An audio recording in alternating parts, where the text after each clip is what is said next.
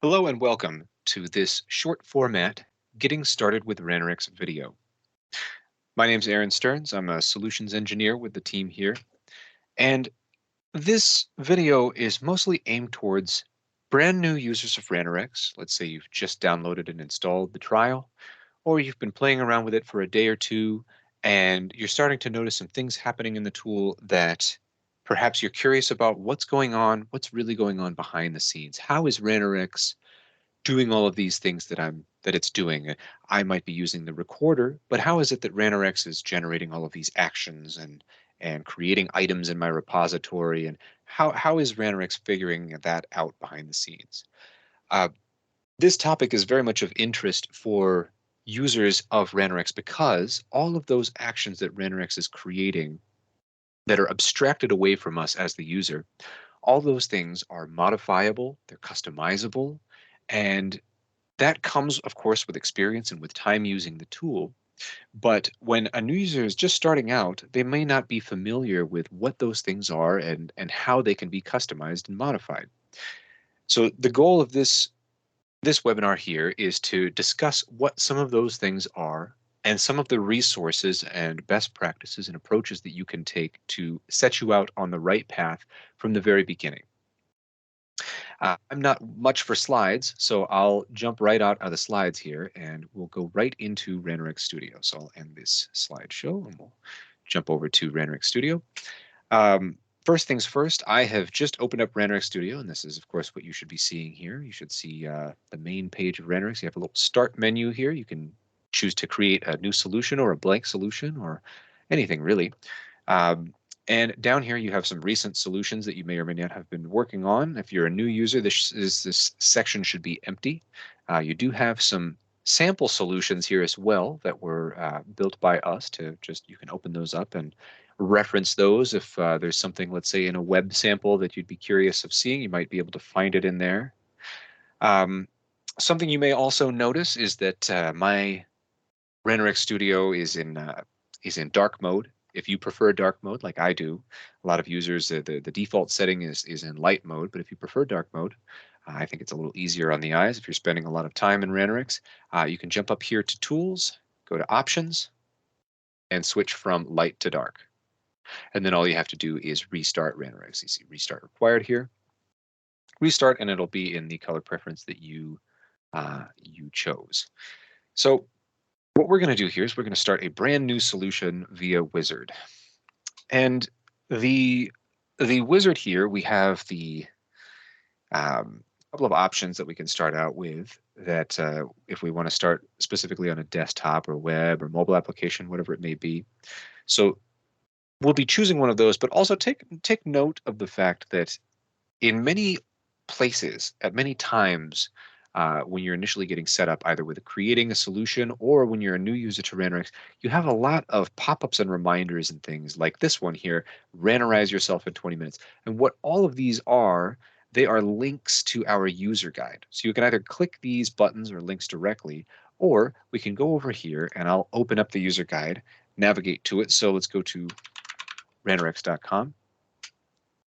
And the user guide is under the resources section. You have a bunch of different resources, videos, and all kinds of things, certification, the forum even. And you have the user guide here. And the user guide has a number of sections. It's very comprehensive. I recommend all new users reference the user guide as much as possible, especially at the first couple of steps here. You'll want to go through that Ranorize yourself in 20 minutes, and you'll want to start walking through the steps of the user guide. Each one of these sections has a number of subsections with screenshots. We'll just take a look at one at random here. Record a test. Let's take a look at this here. So we have a lot of notes and screenshots and how things work and step-by-step instructions. So definitely reference this. This is going to be a very valuable resource to have. Let's go back into Ranorex. So for the purpose of this example, we'll be doing a desktop test.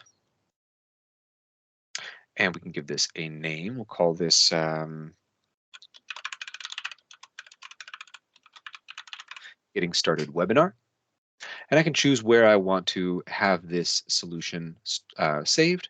I'll just leave it at the default settings. You have some additional options here. I can create a separate project name inside of it.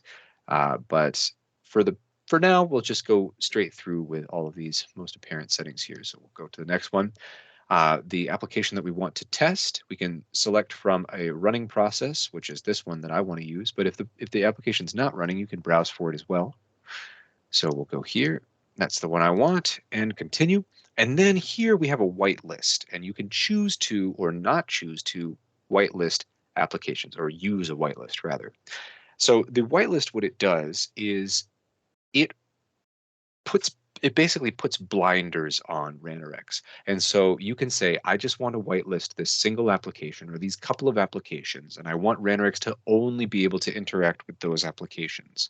Now, that works a lot of the time, but for some applications, they spin up separate processes and they do all kinds of things that the whitelist may be impeding for you, the user. So and one telltale sign of that is if the Ranorex object recognition is not working for, let's say you have an application, and we'll use this one for example. This is the one that we're going to test.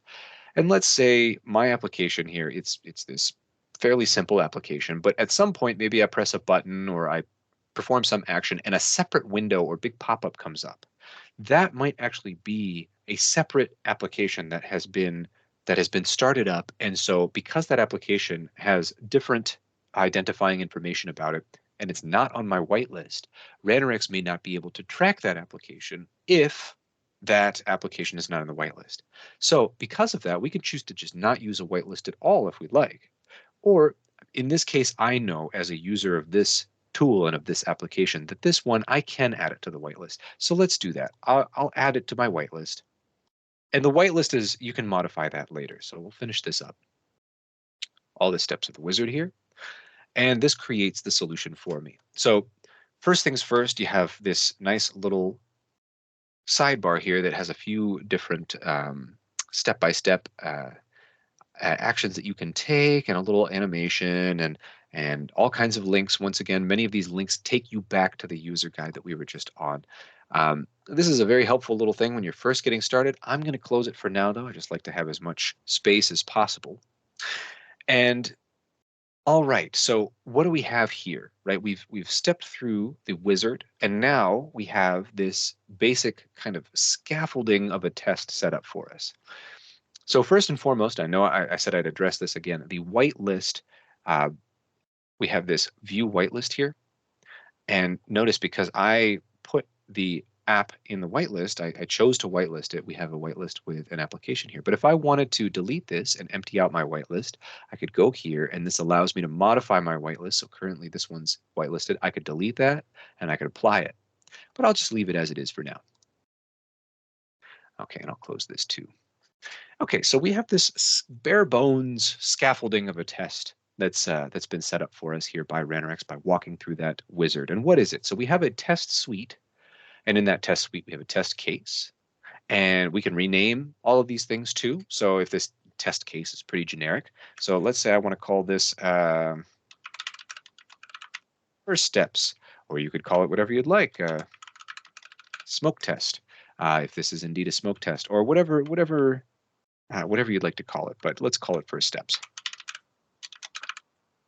And let's take a look at these actions in here. So inside of this, what's important to note is that Ranorex will run everything in order from top to bottom. So your test case will be run here, and then within it, first this start AUT action, and then this recording one, and then the close AUT. So start AUT application under test is in our setup.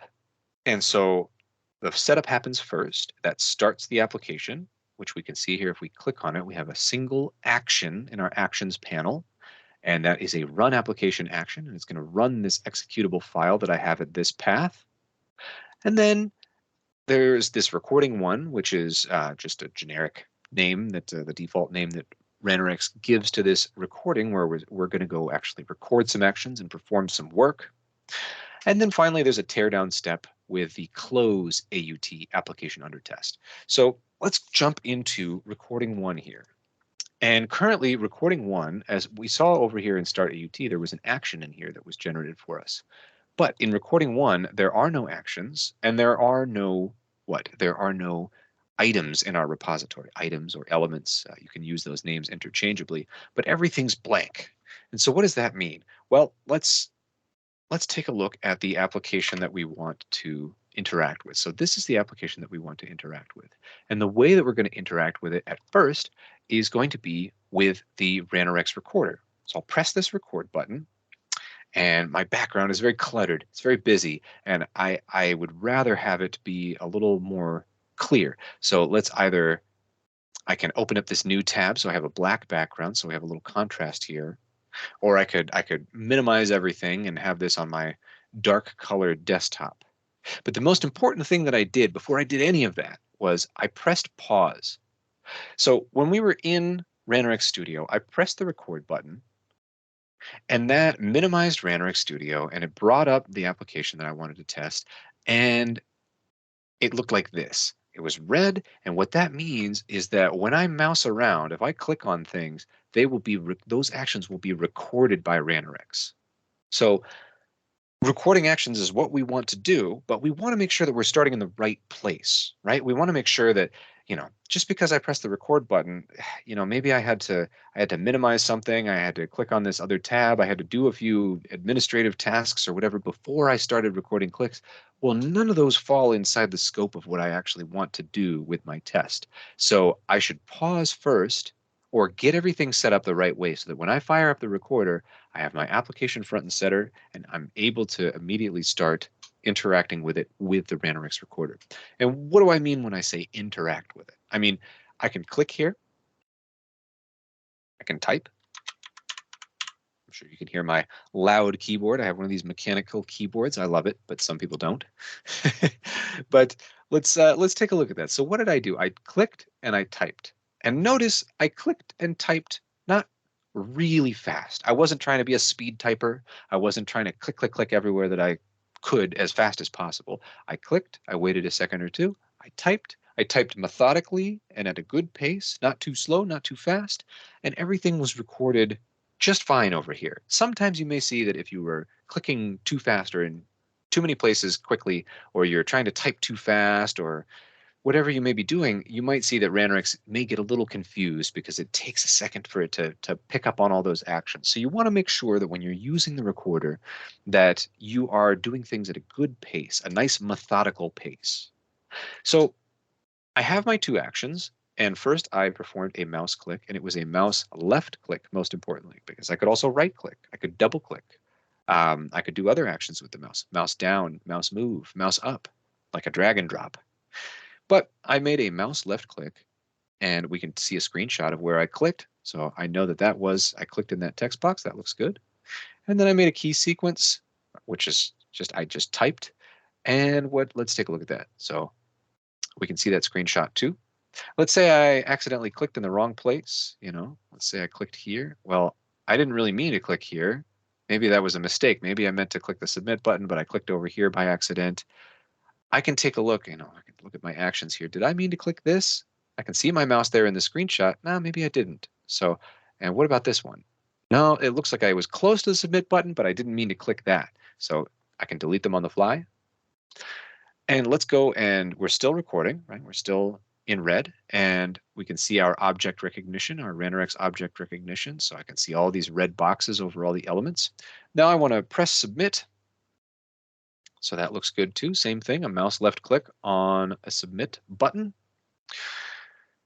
And finally, I think the last thing we'll do here is we will validate, because this presents a very good opportunity. Let me pause this for a second. So we're paused, no more object recognition. And let's look at this again. So I typed, look at our welcome message here. And then when I submit, our welcome message changes. And I want to validate that those changes did indeed take place. So this presents the perfect opportunity to do a validation. So I'll press the validate button, come up here. And okay, so I have this element here, and this is a lot to process if you're seeing this for the first time. But what this is is this is the application that we're testing, right? This is our Rx mainframe form. And within it, we have a number of elements. When I say elements, I mean all of these different text boxes and buttons and inputs and everything. And so all down this level here, we have this text LBL welcome message. And I know that that's the LBL welcome message. I can actually click on it here. This is not just a screenshot, but this is actually, you can interact with it. So I can click on this the same way that I clicked on it when I had the application up. But if I click on this, that is the element that I want to interact with. And in this case, the element that I want to validate. So let's do that. Let's validate. We'll go to next in this little wizard here. And what is all this? These are all the attributes about this element that Ranorex can detect. Ranorex can find all these things like its control name, its class, its maybe even the process name. There are a number of different attributes that Ranorex can find. But in this case, all we're interested in is the text attribute and the fact that it exists. And these were selected for us by default by Ranorex's smart object detection. It said, hey, this is a text element, so you probably want to validate the text in it. So it selects these by default. But if you wanted to validate something else, you could validate anything about this. You could validate what's its coordinate position on the page, what's its background color, what the sky's the limit. So for now, though, the default is that Ranorex is saying, I think you want to validate that this thing exists first and foremost, and that its text value is welcome, Aaron. And we can change all this later. That's the cool thing. But for now, we'll just leave all this as the default. Or, let's say I wanted to uncheck text and check caption because it looks like the text and the caption are the same. I could do whatever I want. I could select or unselect any number of these. But I'll go to OK for now. And that puts that action in my recorder here. And so, all right, so everything has worked smoothly up till now. And let's stop our recorder and jump back into Ranorex. So we use the recorder and we got these 4 actions here. And these actions, we interacted with 3 different elements. Now, what were those elements? We interacted with this text input here. We interacted with the submit button and this welcome message. And so lo and behold, we have 3 items in our repository that Ranorex has put in here for us. Actually, we have 4 as well because, let's see, what is this? Same as base. So when I made those clicks, remember when I was recording and I made those clicks over kind of around here that were in an area that I didn't mean to click on. I mean, for the purpose of the example, I wanted to click somewhere so I could show how to delete it. But because I clicked there, and really because I clicked on anything, all those things were put into my repository by Ranorex. And I know for fact that I'm not using this because this is the element, the large container here where I made those kind of fake clicks down here. So I can get rid of this. I can just say, hey, I don't need this. I know for a fact that that I'm not using this because of my knowledge of this solution that I'm building. There's also, I could go here to clean up and I could see, hey, let's take a look at what all of the things are that I'm not using in my repository. And there we have it, that introduction element. I'm not using that. I did use it. I recorded an action with it at first, but then I deleted that thing and it's still in my repository. And this might not seem like a big problem now, but what happens when you've done this for hundreds of elements across your entire enterprise application? You might have dozens and dozens of things in here that you're really not using or you have no intention of using. So you can go and you can clean them up. So this shows me this one's checked. I can select or deselect all. I'll just do that and we'll get that out of there. And now this is what I wanted to show, right? So I have 3 elements that I'm interacting with, and I can see the screenshots for all of them right there front and center. So I'm having a mouse click on this, then I have a key sequence, then I have a mouse click on the submit button, and then I'm validating the welcome message at the end there. So these are all the actions that I could use with the recorder, but there are a number of actions that I could modify as well. So everything here I can modify. Let's say I wanted to do a mouse double click. Now I could have recorded that as well. But let's say after the fact, I'm thinking, you know what? I really should have done a double click instead of a single click because this is not right here. Well, I can just hit my drop down. You got drop downs on all of these. I can hit this and I can go to double click. And then I could change, I want to right click on this. I meant to right click instead of left click. And you have this as well, this action spot. So what does that mean? I made the best effort to click right in the center of the text box when I clicked on it. But let's say it was important because of the way the application was built that I needed to click over in the top left corner or in the bottom right corner or whatever. I can click this drop down here and I can say, what is the action spot? This is the pixel coordinate inside of this element that I clicked on. So 76, 76 over and 9 down, right? But if I wanted to explicitly say, you know what, click in the center left of the element or in the top left or the lower right or whatever, or give it a specific coordinate, I could do that as well. So I can modify everything about this action. Is it a click? Is it a double click? Is it a left click? Is it a right click? I could change all that. I can change my key sequence. What if, for example, I wanted to enter a different name? Let's say Ted. Well, that I can just change that on the fly. That's no big deal, but that's going to present problems later on for my validation because I'm validating here this specific message. This is called an attribute equal validation, and the attribute equal is validating this exact thing. But what happens if I change this key sequence here? Well, I'm going to need to change this either to welcome Ted, or I have a number of other validations that I could use as well. So I could hit this drop down and see what are all the validations that are available to me as the user. So the default one when going through that wizard there when we were recording is attribute equal. But I can use attribute not equal. I can do a negative validation. I could even use an attribute regex. So I could put in a regular expression because let's say I need to validate that a date appears in a certain format, or that a time appears with the seconds included instead of just the minutes, or really anything. The sky is the limit. I could use an attribute contains, and this is what I want to use here. What if I just want to validate that this message here contains Aaron, or not Aaron, contains Ted? Because I'm typing in Ted, I'm pressing the submit button, and then I want to validate that this contains the name Ted. So I can do that. I can change the type of validation. I can change the attribute even that I want to validate. So these are all the attributes that Ranorex can find about this one element. So for now, we're just using the text element. But what if I wanted to validate something else? Like let's just look at any number of these things here. We could validate an image. We could validate font. We could validate the class of the item itself. Accessible name, control name, control text, all these different things we can validate.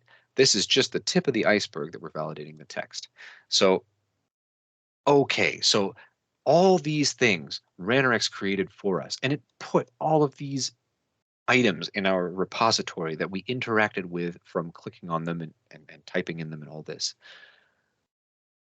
Let's take a step back for a second and think about this. This is a lot that Ranorex is doing that we as a new user of Ranorex are not fully familiar with what's going on, right? The fact that these things are being created and the fact that these actions are being created and the fact that we can modify all of them as much as we'd like. For example, I mean, I can change the names of all of these elements just to get a clearer picture of what this is.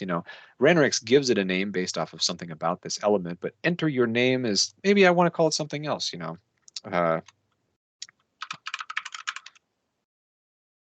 welcome message name input. I like long names because the more descriptive, the better for me. I guess that comes from my development background.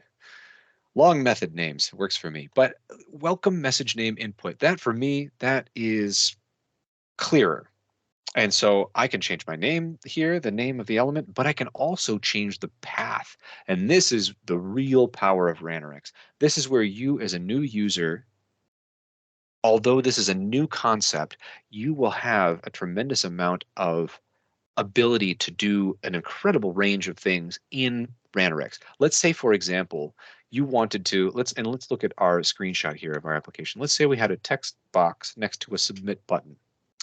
These paths, this is how Ranorex finds all of these elements in our applications, right? It's saying that if we look at this whole thing, because these are all nested, and Ranorex did all this for us, it nested, it put this in our repository, and then it put in this folder, and in that folder it put these items, all abstracted away from us. But we could go and modify this however we like. I could say, you know what, I don't want that in here. I want to put it down here. I want to take it outside of this folder, or I want to rename my folder, or I don't want to use a folder at all. I can move all these around and put them wherever I'd like. And I can also change the way that Ranorex finds them. And that's the most important thing. I can change the path to that object. So in this case, we have a certain path that takes us from our parent application, our whole parent application, to this introduction tab. And within this introduction tab, we have this container. And within this container, we have a text input. And that's how Ranorex finds it. It doesn't find based off of the coordinate position of the whole application, saying like, we got to go over and down, nothing like that. It's finding it based off of all these different elements that it can detect inside of the application. But we can choose to modify this however we see fit. Let's say we needed to get really tricky and we have a text input that is next to a submit button. And let's say for whatever reason, because of the way your application is developed or something, Ranorex just cannot find that submit button, or it cannot find this text input, but it could find the submit button. It can find one element, but not the other one. We could modify this path and say, find me a text input with a certain name or class name or whatever, and then find me the nearest button to it and click on that button. And so we can do that. We can do all kinds of things. And the way that you achieve that is with the Ranorex Spy tool, which is really the heart and soul of how to do any kind of modification or customization in Ranorex. The Ranorex Spy tool is a very powerful tool. And all of these, the Ranorex path and the Spy tool, it's all one thing. You're working together to find and then either just use the default Ranorex paths or modify them in some way. And if this all seems like a really large topic or maybe even overwhelming, do not worry. There is a ton of information about this in the user guide. Let's go back up here. I believe it's in the Ranorex Advanced section, Ranorex Path. There you go. We've got Ranorex Path. We've got Ranorex Spy. And each one of these has a bunch of subsections here.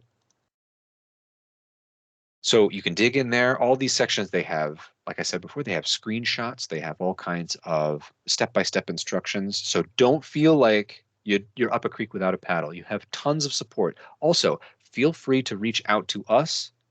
Here, we have a contact form. You can contact us. If you're anywhere on the Ranorex site, you can contact us. You can fill out the form here. You also have, you've probably already gone through these steps as a new user, but try Studio or submit a cases for those who have current licenses. But demo Ranorex, try Ranorex Studio. You have a number of quick links and buttons and ways to reach out to us via the website. So don't be a stranger. If you are going through a free trial and you're experiencing some confusing actions or some difficulties in Ranorex, we have some subsequent webinars that I've made and that the other team members have made to help new users. But if there's something that's really not being addressed in those webinars, feel free to reach out, and we are happy to have a screen sharing session during your free trial, go over some of the questions you may have. You can also communicate with us via email, and we're happy to answer questions via email if you have some screenshots or something that you'd like to send over. So don't feel like you're going at this alone. Ranorex is a powerful tool, but it's also a very complex tool. So for a new user, you don't want to feel just overwhelmed by a tool. You want to feel like you have the support, and we are definitely there to support you. But with all this being said, you have the user guide, you have the support team, you even have the Ranorex forum. There is a Ranorex forum where if you, in the same way, let's say if you were a software developer, you might search for something specific to some kind of programming question that you have, and then also type in Stack Overflow. You could type in Ranorex or Ranorex forum and that question in a Google search, and the first couple of results that you'll see will be from the Ranorex forum. So that's nice as well. You have a lot of questions that have been answered over the years on the Ranorex forum. So there's a ton of information out there to help you get started.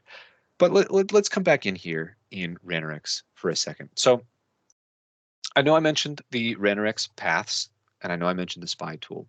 Um, the spy tool is an amazing tool. What you do with it is you track elements within your application to see if you can even just find them at first. So let's do that. I pressed the track button, but my application is not up. I need to bring up my application.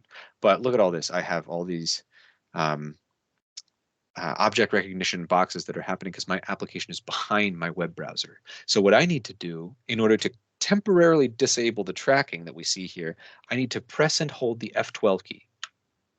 Notice how that gets rid of the red boxes. And now I'm still holding the F12 key. I can bring up my application and I can release the F12 key, and now I can track elements. And this looks very similar to what we did with the spy tool, right? I was clicking and moving around in the spy tool, and we saw these red boxes. Uh, and these red boxes, in this case, we're not recording actions. What we're doing is we're trying to track using the spy, and that's why it's called the spies. We're spying on the application. We're seeing if we can find things out about the application. Let's do it. Let's click this little reset. It's underlined, so it looks like a link. Let's click that.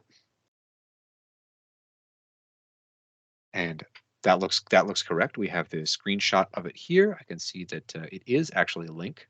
So if I look in the application here, so we have this Form RX mainframe all the way down, nested in these layers. We have this link, and it's called reset because of, let's see, it's got a URL. It has a text element. It has all reset seems to be a very common value with all these different attributes. And these are all the attributes we can find about it. And okay, so we know that this is our reset link, but also the most important thing is look up here. Now, for a new user, this might look like, well, what is this? This is the Ranorex path. And this is the way that we find these elements in Ranorex. We're finding them using this path. And this path was generated for us by Ranorex based off of a number of settings, which we as new users are not even familiar with or don't even know they exist. But all of them, we can modify all of them. So let me go into settings. And the first one that you're going to start out with here, the best one to use, I think, is this Ranorex path settings. And this is a trade-off between speed and robustness. And what does that mean? Well, this path is the way that Ranorex finds these elements. So it digs down from, if you look here inside of our main application, it goes down a couple of layers. It's just like a file path on your computer. It goes down a couple of levels. There are a couple of wildcards here, and then it finds a tab page, and there's our tab page. Excuse me. And then inside of that tab page, the next level down, there's a link. And then that link, a couple levels down, there's another link inside of it. I guess it's a nested element there. And this path looks pretty good to me, but I'm an experienced Ranorex user, and so I have the eye to see it. But I could change this and say, I want to make my path more robust. Let's make it super duper robust. And I want to apply this. And we go and track this again. So let's go track that reset link again. And notice how now the path used to be really long and it had all those different levels all throughout it. And now it's just 2 items long. It's this form, which is our application, right? This form, our whole app. And then within the form, all the way down here at this level of this link, Ranorex is able to uniquely identify that link element, that reset link.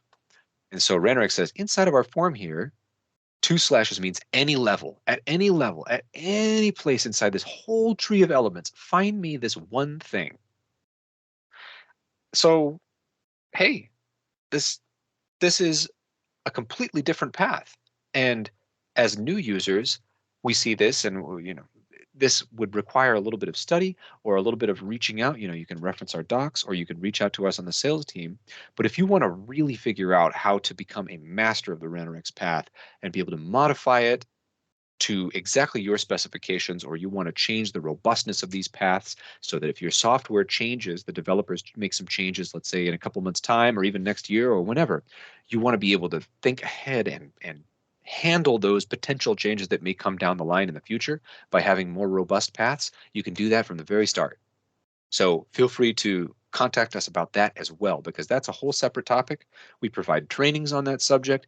We have premium support and all kinds of things once you've purchased licenses. But there is a lot of information about this subject, and it is a very broad subject, and it's different with every application, but there is a lot that can be done to really get some awesome object recognition that is reliable, quick, and robust. Everything that you want. I mean, there's all of this. Then as well, I mean, in the settings, if you have an application that is particularly difficult to automate, it's a certain framework, it's a certain language, something that's less supported by platforms and all that, you come over here to our, excuse me, to our plugins section, and we have a number of different plugins here. If you have a Java application, Delphi, CEF, let's see, Qt plugins, raw text if you need to do any kind of GDI plus capture, UIA, uh, tons of settings here that you can play around with. If you have a WPF application, for example, you have all different kinds of settings there. So lots of settings that you can get set initially in your initial stages of troubleshooting and figuring out when you're first trying out Ranorex. Let's say something's not working correctly and you don't know why, and you take a look at the user guide and maybe it's not totally clear. Reach out to us and we can assess whether that is indeed, let's say, something relating to the particular framework or the particular settings or whatever it is that is unique to you and your application. But this is just a very brief introduction to the fact that the spy tool is here for your disposal, and there is a lot of information about it on our user guide. But just to kind of get you thinking in that way that not only can you use the recorder, but you can also use the spy tool. And when you do use the spy tool to track, let's say, these elements, you can take these elements and just like with most things in Ranorex, you can drag and drop them right into your repository. So I'll just drag and drop it and check that out. Now we have access to that link. It's in my repository along with a screenshot. And now I can take it, I can drag it up here and I can do stuff with it. I could just do a mouse click. That's pretty easy. Or I could do any number of things with it. But this is the workflow there where you're using the spy tool to find difficult, tricky items in your UI. And then you're finding them, the path looks good.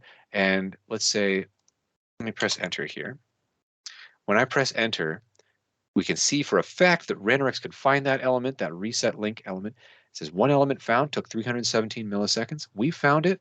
And so, hey, you can use it. You can use it in your solution. And that's when we can take it and click it and drag it here. And now we've got it here. We can do anything we'd like with it. This is the real workflow of Ranorex when you really develop some Ranorex skills and taken some time to talk with us and to look at the user guide and to spend some hours really investigating this with either on your own with your team, you'll be able to start identifying these multiple workflows that you can use. You can use the recorder, you can use the spy tool, you can modify all the things that you need to modify, you can right click on just about anything and get a menu to do something. So in our test case here, let's say I wanted to add more recording modules, right? I can add more recording modules. I can rename them. I can rename, like I said earlier, just about everything. And so I have a tremendous amount of things that I can do here.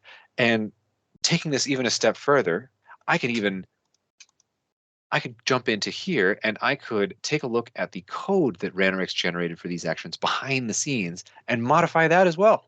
So what happens if I want to modify? Let's take a look at, I'm going to convert this to user code. And this means that now I can jump into this actual code file and I can get in here and I can modify this however I'd like. Let's say if I wanted to put in some additional logging.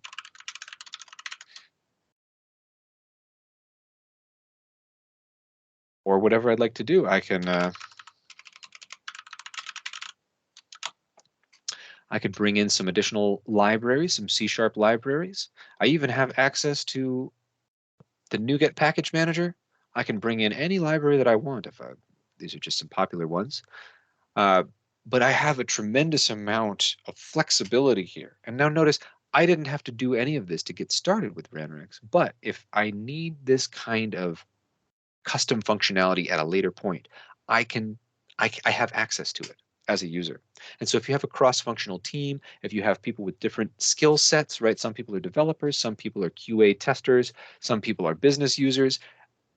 Everyone can contribute something to your Ranorex solution. That's one of the reasons why it's such a powerful tool. It's great to be able to have all those different workflows and abilities within the same tool. So this has really just been an introduction to all of the different paths that you can take in your learning journey with Ranorex. All that being said, there are these subsequent webinars that you can check out from us. A lot of those are posted on our YouTube channel. So check out our YouTube channel. There are a lot of um, different videos on there, short format, 2-3 minute videos, long format, hour long, uh, all different kinds of stuff, different topics specifically, if you're looking for web, desktop, mobile, Android, iOS, whatever it may be. If you're looking to do certain integrations, Azure DevOps, all that, we have a lot of videos on there. So feel free to check those out. And like I mentioned before, you can always reach out to us. We're happy to help you out during your trial process. But all that being said, I think I'll sign off for now here, and hopefully your interest has been piqued, and you can see the power of the tool and just what you can do with it. And we look forward to hearing from you and to hearing about your automation project and what your plans are for Ranorex. Um, so I will sign off. This has been Aaron Stearns for Ranorex. Have a good one.